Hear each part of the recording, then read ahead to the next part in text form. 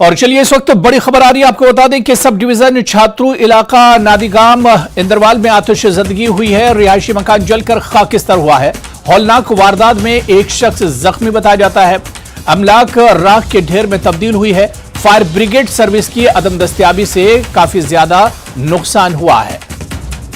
तो इस वक्त की बड़ी खबर आपको बता दें, आग लगने से जुड़ी हुई है। सब डिवीजन छात्रू नादीगाम इंदरवाल में आग लगी है। रिहायशी मकान में यह आग लगी है, जिससे रिहायशी मकान जलकर खाक हो गया है।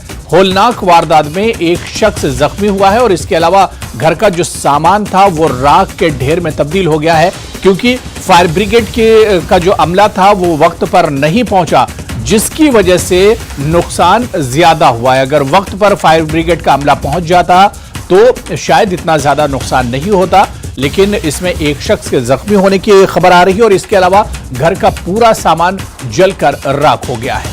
तो सब डिवीजन छात्रू इलाका नादीगाम इंदरवाल में आतिशज़दगी हुई है। रिहायशी मकान जलकर खाकिस्तार हो गया है। होलनाक वारदात में एक शख्स जख्मी बताया जाता है और इसके अलावा राख के ढेर में जो घर का पूरा सामान था, जो अमलाक था, वो एक तरह से जलकर राख हो गया है। फायर ब्रिगेड सर्विस के अदम दस्तयाबी से नुकसान कुछ ज्यादा ही हुआ है।